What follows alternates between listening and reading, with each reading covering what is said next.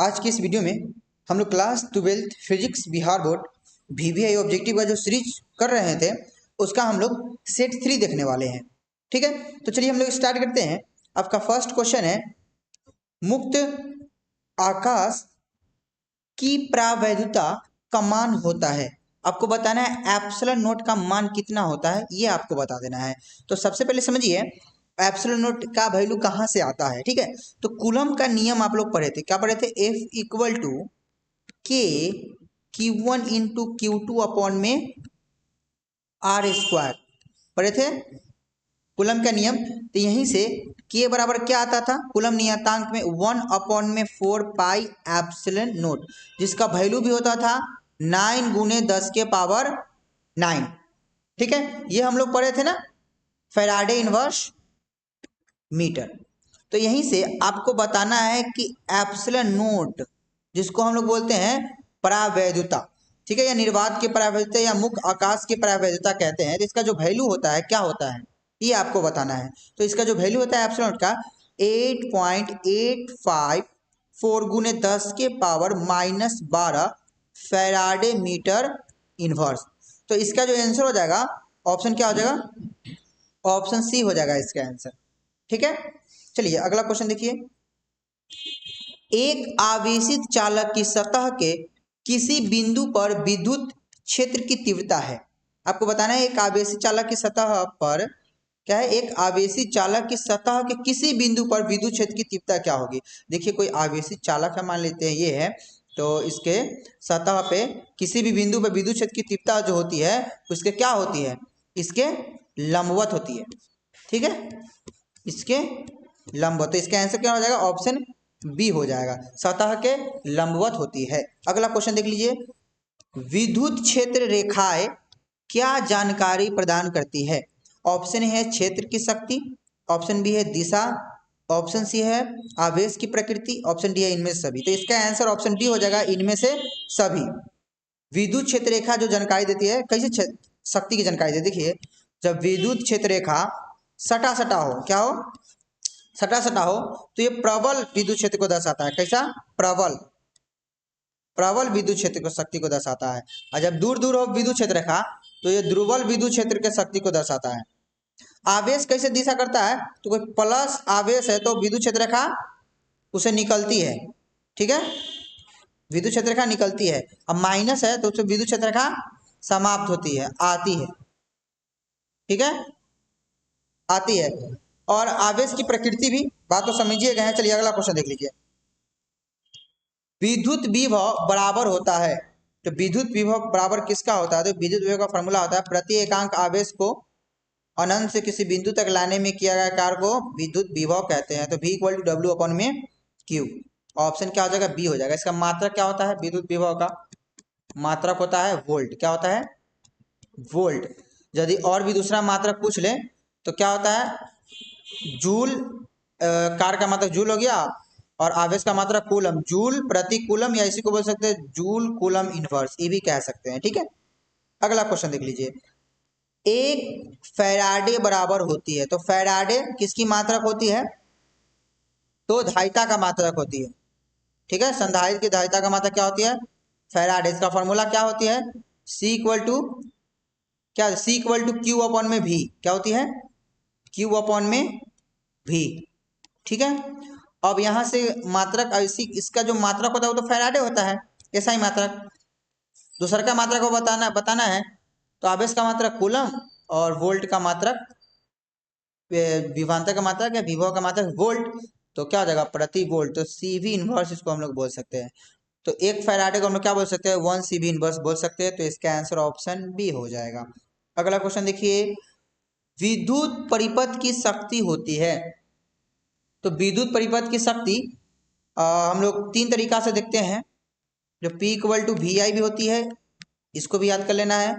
P equal to I square into R होती है, ये भी विद्युत परिपथ की शक्ति है। और एक P equal to V square upon में आर होती है। तो ये तीनों विद्युत परिपथ की शक्ति का फॉर्मूला है, सिर्फ चेंज कर दिया गया है, वही ओम का फॉर्मूला लगा के, I equal to we upon में आर वाला लगा के। ठीक है, तो इसका जो आंसर कौन हो जाएगा? देखिए ऑप्शन सी हो जाएगा। अगला क्वेश्चन देखिए, धारा घनत्व के लिए कौन सही है? तो धारा घनत्व J इक्वल टू फॉर्मूला क्या होती है? प्रति एकांक क्षेत्रफल से प्रवाहित आवेश को धारा घनत्व कहते हैं। इसका आंसर ऑप्शन बी हो जाएगा।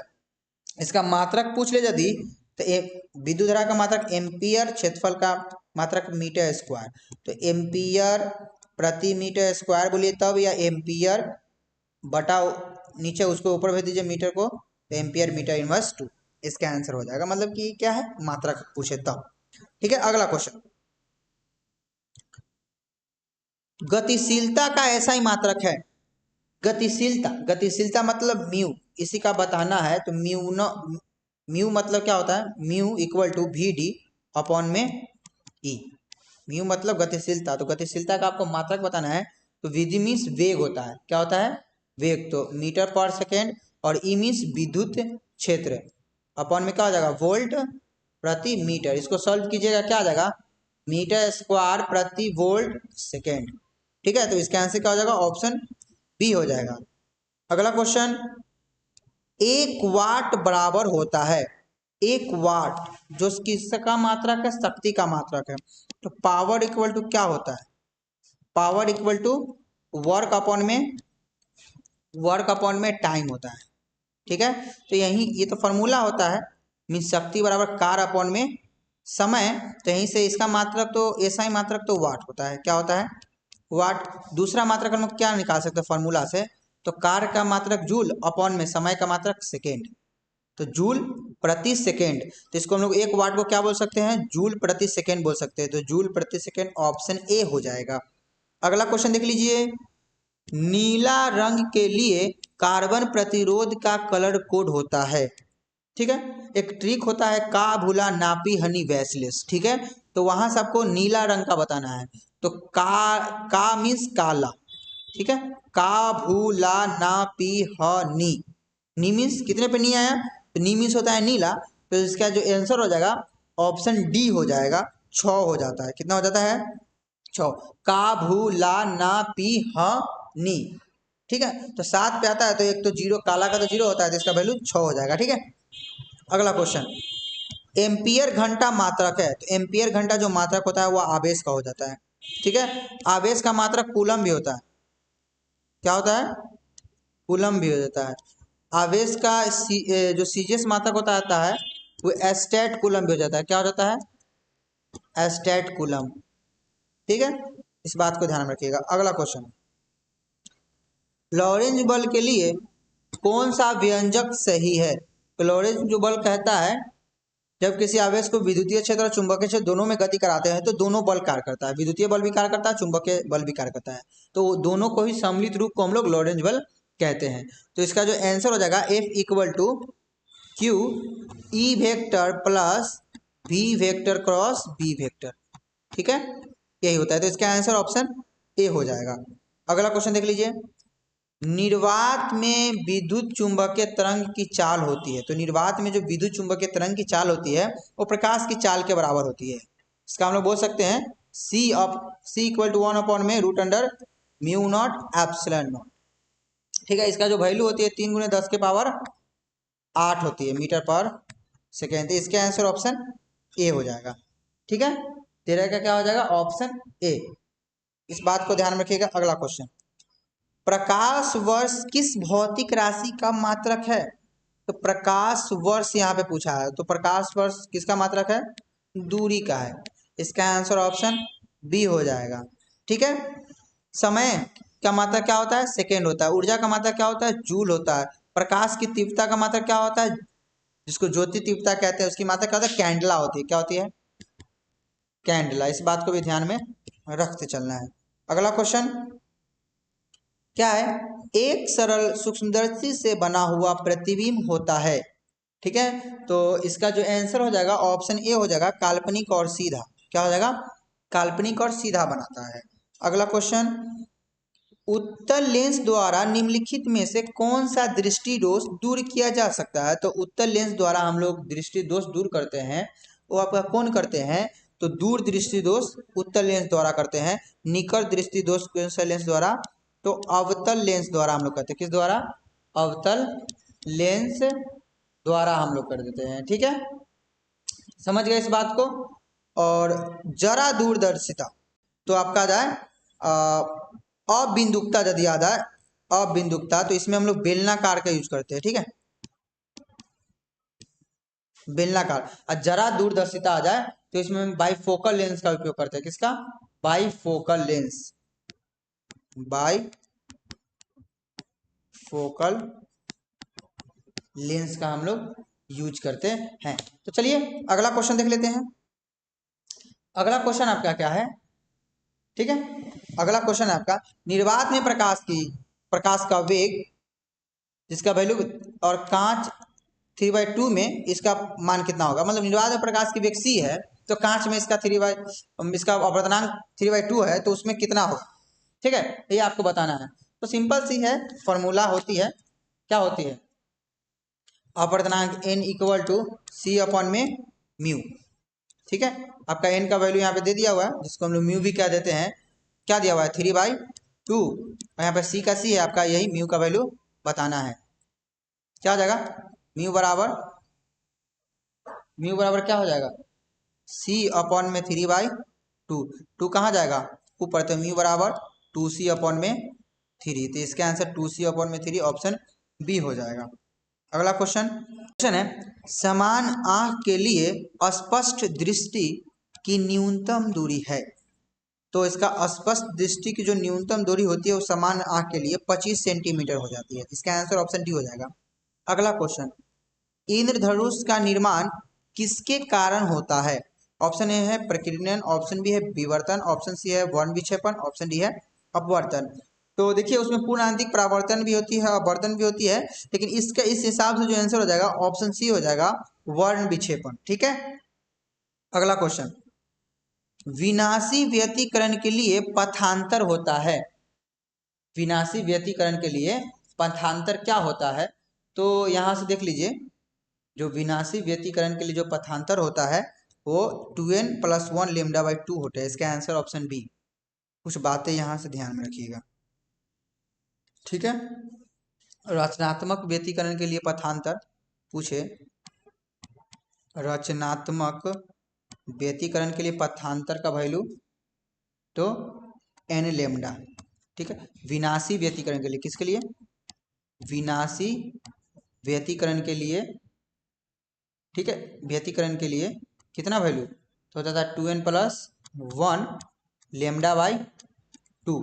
यदि पूछते रचनात्मक व्यतिकरण के लिए कलांतर का मान, रचनात्मक व्यतिकरण के लिए कलांतर का मान डेल्टा फाई इक्वल टू क्या आ जाएगा? तो 2n पाई।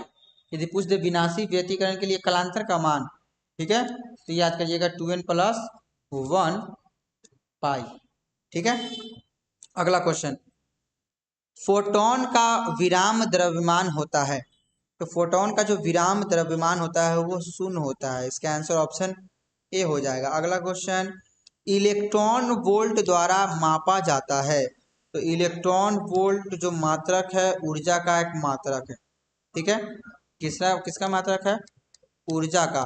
तो इसका आंसर ऑप्शन हम लोग डी कह देते हैं, ऊर्जा के से हम लोग माप सकते हैं। इलेक्ट्रॉन वोल्ट द्वारा हम लोग ऊर्जा को मापते हैं। ठीक है, अगला क्वेश्चन, निम्नलिखित में से कौन फोटोन की ऊर्जा के लिए सही है? तो फोटोन के लिए जो ऊर्जा की सही है वो होती है E = H न्यू। ये आ जाए तो E हो जाएगा, और नहीं तो एक होती है E = Hc अपॉन में लेमडा हो जाती है। ठीक है, इसका आंसर Hc अपॉन में लेमडा ऑप्शन ए हो जाएगा। अगला क्वेश्चन, परमाणु की परमाणु संख्या बराबर होती है। तो परमाणु की परमाणु संख्या किसके बराबर होती है? तो जो नाभिक में प्रोटॉन की संख्या उपस्थित होती है उसी की संख्या को तो हम लोग क्या बोलते हैं? परमाणु संख्या बोलते हैं। तो नाभिक में प्रोटोनों की संख्या को हम लोग क्या बोलते हैं? परमाणु संख्या। इसका आंसर ऑप्शन बी हो जाएगा। अगला क्वेश्चन, अल्फा कण पर आवेश होता है। तो अल्फा कण पर क्या आवेश होता है? अल्फा कण पर आवेश, तो अल्फा कण किसके समान? हीलियम के समान। हीलियम की परमाणु संख्या 2, तो उसमें कितने इलेक्ट्रॉन? 2। तो इसमें जो अल्फा कण पे जो होगी आवेश वो 3.2 × 10⁻⁻⁻19 कूलम। ऑप्शन क्या हो जाएगा? ऑप्शन बी हो जाएगा। अगला क्वेश्चन, सौर ऊर्जा का स्रोत होता है। सौर ऊर्जा का जो स्रोत होता है वो नाभिकीय संलयन होता है। ठीक है, नाभिकीय संलयन। हाइड्रोजन बॉन्ड की बात आ जाए तो ये भी नाभिकीय संलयन हो जाता है, लेकिन परमाणु बम की बात आता है तो नाभिकीय विखंडन होता है। ठीक है, अगला क्वेश्चन चलिए। अर्धचालक में अशुद्धियां मिलाने की प्रक्रिया को क्या कहते हैं? तो अर्धचालक में अशुद्धियां मिलाने की प्रक्रिया को हम लोग डोपिंग कहते हैं। इसका आंसर ऑप्शन ये हो जाएगा। अगला क्वेश्चन, पी प्रकार के अर्धचालक में मुक्त धारा वाहक होता है। जो पी प्रकार के अर्धचालक में जो मुख्य धारा वाहक होता है वो आपका क्या होता है? होल होता है। ठीक है, पॉजिटिव छिद्र होता है। और एन टाइप में पूछे तो एन टाइप में आपका कौन हो जाता है? तो इलेक्ट्रॉन हो जाता है। ठीक है, एन टाइप में किस ग्रुप के एलिमेंट को मिलाया जाता है, कुछ याद है क्या? एन टाइप में, तो एन टाइप में आपका किस ग्रुप को? एन टाइप में आपका ग्रुप 15 के तत्वों को मिलाया जाता है। पी टाइप में ग्रुप 13 के तत्वों को मिलाया जाता है। इस बात को आपको ध्यान में रखना है। अगला क्वेश्चन देखिए, नैंड गेट का बूलियन व्यंजक है। ठीक है, तो सबसे पहले आपको पता होना चाहिए ऑड गेट का बूलियन व्यंजक क्या होता है। तो ऑड का होता है y equal to a plus B. And का क्या होता है? एंड गेट का होता है y equal to a into B. Not का क्या होता है? तो y equal to a bar. ठीक है, ये आपका नॉट का होता है। आपको बोला गया नैंड, नोट प्लस एंड, तो जस्ट इसी का y equal to a into B, इसी पे बार लगा लीजिए। ये आपका कैसे क्या होगा? नैंड का हो जाएगा। तो ऑप्शन इसका क्या हो जाएगा? ऑप्शन क्या हो जाएगा? ऑप्शन बी हो जाएगा। ठीक है, अगला क्वेश्चन क्या है? द्विधारी संख्या का दशमलव मान होगा। किसका मान? ये इतना होगा। तो कैसे बता सकते हैं? तो आप एक तो तरीका है कि 10 का चेक करके देखिए है कि नहीं। 10 का कितना? 2 पचे 10, जीरो, 2 से 2 दूनी 4, कितना बचा? 1, फिर 2 से 2 एक कम 2, जीरो, 1 0 1 0। नीचे से लिखिए, इसी का होगा। ऑप्शन क्या हो जाएगा? ऑप्शन ए हो जाएगा, इसी का होना चाहिए। ठीक है, ऐसे चेक कर सकते हैं। चलिए अगला क्वेश्चन क्या है? अगला क्वेश्चन, मोडेम एक युक्ति है जो प्रयुक्त होता है। मोडेम एक युक्ति है जो प्रयुक्त होता है। किसमें प्रयुक्त होता है मोडेम? तो मॉड्यूलन और वी मॉड्यूलन दोनों के लिए। तो इसका आंसर ऑप्शन सी हो जाएगा। अगला क्वेश्चन, पृथ्वी के चुंबकीय ध्रुव पर नमन कोण का मान होता है। पृथ्वी के चुंबकीय ध्रुव पर जो नमन कोण का मान होता है वो आपका 90 डिग्री हो जाता है। इसका आंसर ऑप्शन सी हो जाएगा। अगला क्वेश्चन देख लीजिए, स्वप्रेरक का एसआई मात्रक होता है। तो स्वप्रेरक का जो एसआई मात्रक होता है वो हेनरी होता है। इसका आंसर ऑप्शन बी हो जाएगा। ठीक है, कूलम आवेश का मात्रक होता है। ठीक है, ओम प्रतिरोध का मात्रक होता है। टेस्ला विद्युत चुंबकीय क्षेत्र की तीव्रता का मात्रक होता है।